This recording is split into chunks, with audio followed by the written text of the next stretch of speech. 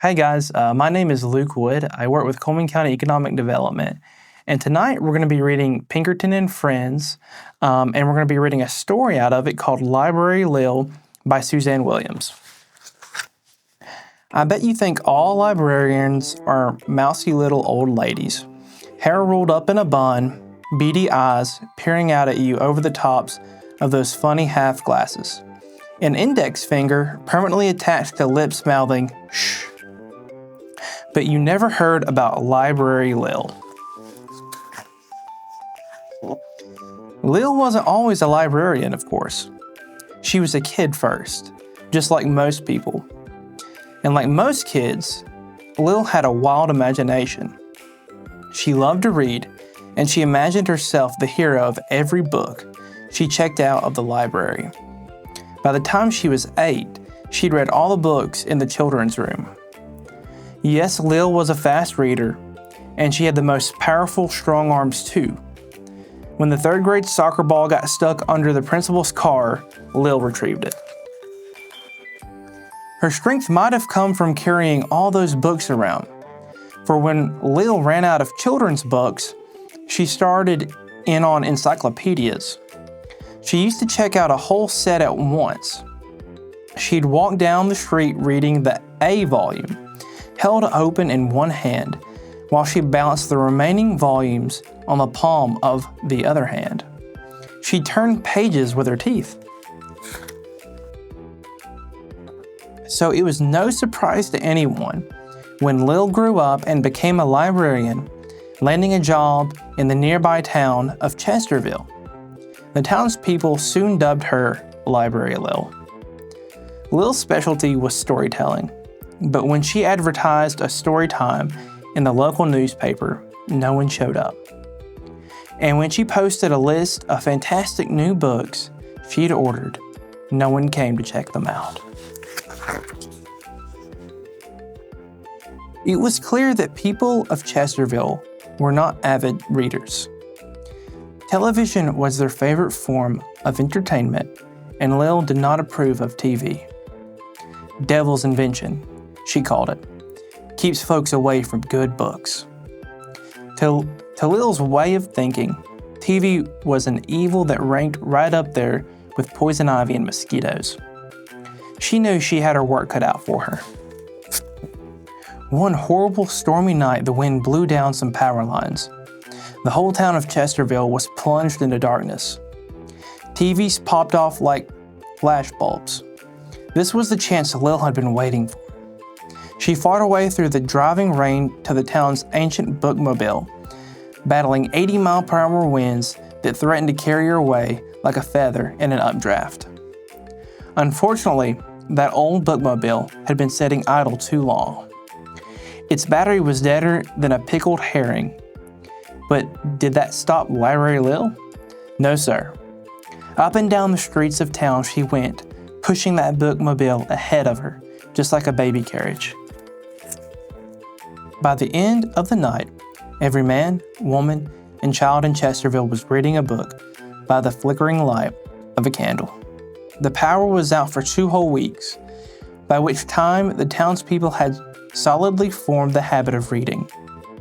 Suddenly, folks were borrowing more books than they had in the entire 50 years since the library had been built. And there was standing a room only for Lil's story times. Not long after the storm, a motorcycle gang rode into town. The leader of the gang was Bust-em-Up Bill. He was a towering 6'7", and when he took off his jacket to play pool, he revealed a skull and crossbones tattoo that would scare the wool off a sheep. Now at first, Lil took no more notice of Bill and his gang than a duck would of rain. She was only interested in readers, and they kept her plenty busy at the library since the storm. So while Bill and his gang hustled pool at the local tavern, Library Lil checked out books. It wasn't long before Bust-em-Up Bill found out about Lil, though. You see, he was in the habit of watching professional wrestling on Tuesday nights. So when Tuesday night rolled around, Bill expected to watch his favorite program. "Where's the dang TV?" he yelled at the bartender. "Don't have one, sir," said the bartender. "Nobody in town watches it much anymore. Too many good books to read." "No one around here watches TV?" Bill roared. "What's the matter with you folks?" The bartender chuckled nervously. "Lil's made us all into readers." "Readers," Bill laughed. It was not a pleasant sound. He faced his gang. "Did you hear that? These lyily livered cowards read books." The way he said books left no doubt that to him this was the filthiest word in the English language. "Who is Lil?" He spat the words out like a bullet. "Our librarian," squeaked the bartender. "Where is she?" growled Bill. The bartender cringed. "She'll be parking her bookmobile across the library in about 10 minutes, sir." Bill stomped toward the door.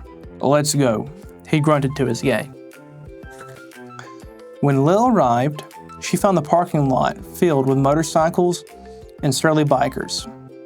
"Move your bikes," she called. "You're blocking my parking place." "Tough cookie, sister," said Bill. "It's your fault I'm missing my favorite TV show." "Listen," Lil said. "I don't want trouble, just move the bikes." The gang stood their ground. "All right," said Lil. "If you won't move them, I guess I'll just have to move them for you." "Did you hear that?" Bill shouted to his gang. "She'll move them for us. Sister, if you can do that way, while I'll... Bill glanced at the bookmobile. "I'll read a book," he finished. It was the worst thing he could think of. Lil grinned. She flexed her skinny muscles. Then she stooped down, reaching under one of the motorcycles. Straightening, she suddenly hoisted the motorcycle with one hand and tossed it into the street. It cost her a little more effort than flipping an apple core. Bust-em-up Bill and his gang watched with their jaws hanging down as Lil threw motorcycle after motorcycle onto a stack reaching up toward the moon. When she cleared the parking lot, Lil drove the bookmobile on in. Then she climbed down and headed toward the librarian's front door. "All right, boys," she called out. "I'm open for business." Bill's boys tried to sneak away, but Bill hauled them up by their collars. "Not so fast," he growled. "We're all getting books. If anyone tries to leave without one, he's going to be reminded why my nickname is Bust-em-up Bill." It wasn't long before every man in Bill's gang was reading away. Of course, some of them hadn't learned too well in school, so Lil gave them some easier books to begin on.